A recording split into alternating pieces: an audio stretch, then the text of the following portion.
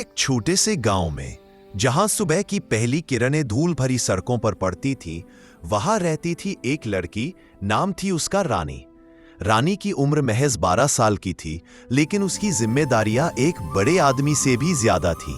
उसके पिता एक मजदूर थे जो दिन रात मेहनत करते, लेकिन घर चलाना मुश्किल होता। माँ बीमार रहती और छोटा भाई स्कूल जाने की उम्र का था। ऐसे में रानी ने स्कूल छोड़ दिया और गांव के चौराहे पर चाय की छोटी सी दुकान चलाने लगी। सुबह से शाम तक वह चूल्हे पर चाय उबालती, ग्राहकों को सर्व करती और शाम को जो थोड़े बहुत पैसे मिलते उनसे घर का गुजारा चलाती। रानी की जिंदगी सादगी से भरी थी, लेकिन उसके मन में एक सपना था, अंग्रेजी सीखने का। गांव में कभी कभी शहर से आने वाले लोग आते जो फर्रातेदार अंग्रेजी बोलते। रानी उन्हें सुनती और सोचती, काश मैं भी ऐसे बोल पाती।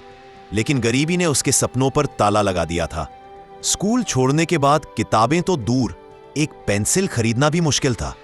फिर भी रानी हार नहीं मानी। वह जानती थी कि अंग्रेजी सीखना उसके लिए एक दरवाजा खोल सकता है, बेहतर नौकरी का, शहर जाने का और अपने परिवार को गरीबी से बाहर निकालने का। एक दिन चाय की दुकान पर एक बूढ़ा आदमी आया। वह शहर से रिटायर्ड टीचर था। नाम था राम बाबू। वह गांव में अपनी बहन से मिलने आया था। रानी ने उसे चाय दी और उसने पूछा, बेटी तुम स्कूल क्यों नहीं जाती? रानी ने शर्माते हुए कहा, अंकल घर की हालत ऐसी नहीं कि पढ़ सकूं, लेकिन मुझे अंग्रेजी सीखनी है। राम बाबू हंसे और बोले, अंग्रेजी सीखना कोई मुश्किल काम नहीं, बस मेहनत चाहिए। मैं तुम्हें सिखाऊंगा। उस दिन से रानी की जिंदगी में एक नया मोड़ आया। राम बाबू रोज दुकान पर आते, चाय पीते और रानी को अंग्रेजी के बेसिक शब्द सिखाते। हेलो, हाउ आर यू से शुरू करके माय नेम इज रानी तक। रानी शाम को घर जाकर लालटेन की रोशनी में अभ्यास करती। लेकिन चुनौतियां कम नहीं थी। गांव के लोग रानी को ताने मारते, चाय बेचने वाली अब अंग्रेजी बोलेगी। हा, पड़ोसी कहते। रानी की मां कहती, बेटी ये सब छोड़, घर संभाल। लेकिन रानी का दिल टूटता नहीं। वह सोचती, एक दिन मैं दिखाऊंगी कि गरीब भी सपने पूरे कर सकता है। राम बाबू ने उसे एक पुरानी अंग्रेजी की किताब दी जो उनके जमाने की थी। रानी उस किताब को छुपाकर रखती, क्योंकि अगर पिता को पता चलता तो कहते, ये सब फालतू है, काम पर ध्यान दो। रात को जब सब सो जाते, रानी किताब खोलती और शब्दों को रटती। कभी कभी थकान से नींद आ जाती, लेकिन सुबह उठकर फिर चाय बनाती और सीखती। समय बीता गया। रानी अब सरल वाक्य बोलने लगी। लेकिन असली चुनौती तब आई जब राम बाबू को शहर वापस जाना पड़ा। बेटी अब तुम खुद सीखो, रेडियो सुनो, अखबार पढ़ो, उन्होंने कहा। रानी उदास हो गई। अब अकेली थी वह। गांव में रेडियो तो था, लेकिन अंग्रेजी चैनल नहीं। फिर भी रानी ने हिम्मत नहीं हारी। वह दुकान पर आने वाले ट्रक ड्राइवरों से बात करती जो कभी कभी अंग्रेजी जानते थे। एक ड्राइवर ने उसे एक पुराना मोबाइल दिया जिसमें रेडियो ऐप था। रानी ने पहली बार बीबीसी न्यूज सुनी। शब्द समझ नहीं आते, लेकिन वह सुनती रहती। धीरे धीरे इसकी समझ बढ़ने लगी। बाद रानी 13 साल की हो गई। अब वह चाय बेचते हुए ग्राहकों से अंग्रेजी में बात करती। Would you like sugar in your T कहकर। लोग हैरान होते, लेकिन गरीबी अभी भी साथ थी। पिता की मजदूरी कम हो गई, मां की बीमारी बढ़ गई। रानी को लगा कि अंग्रेजी सीखकर क्या होगा अगर परिवार भूखा मरेगा। एक रात वह रोते हुए सोई।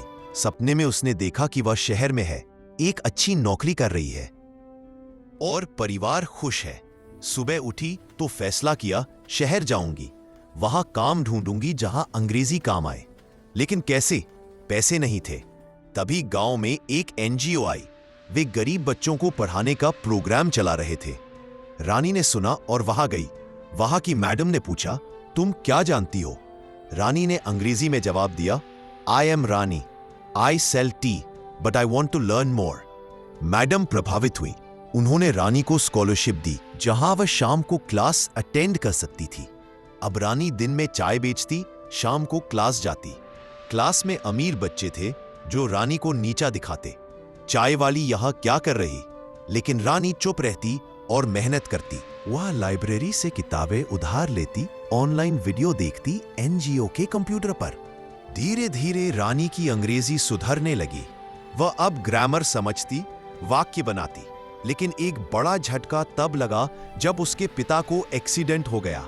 अस्पताल के बिल ने घर बर्बाद कर दिया। रानी को क्लास छोड़नी पड़ी। वह दिन रात दुकान पर काम करती, लेकिन मन उदास था। क्या मेरा सपना टूट जाएगा, वह सोचती। तभी एनजीओ की मैडम आई। रानी, हार मत मानो, हम मदद करेंगे। उन्होंने पिता के इलाज के लिए फंड जुटाया। रानी कृतज्ञ थी। उसने फिर से पढ़ाई शुरू की, इस बार और जोर से। रानी अब 15 साल की हो गई। उसकी अंग्रेजी इतनी अच्छी थी कि वह एनजीओ में वॉलंटियर बन गई। वह छोटे बच्चों को अंग्रेजी सिखाती। एक दिन शहर से एक कंपनी आई जो गरीब टैलेंट को जॉब देती थी। रानी ने इंटरव्यू दिया। टेल मी अबाउट योरसेल्फ, उन्होंने पूछा। रानी ने फर्रातेदार अंग्रेजी में अपनी कहानी सुनाई। गरीबी से, चाय बेचने से सीखने की जिद से सब ताली बजाने लगे। उसे जॉब मिल गई एक कॉल सेंटर में, जहां अंग्रेजी जरूरी थी।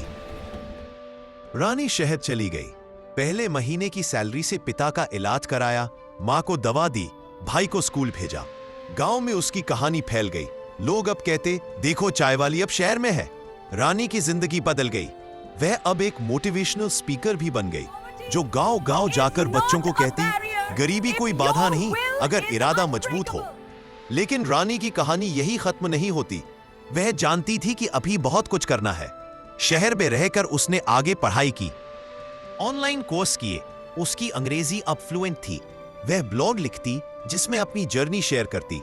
एक दिन उसका ब्लॉग वायरल हो गया। एक बड़ी कंपनी ने उसे स्पॉन्सर किया।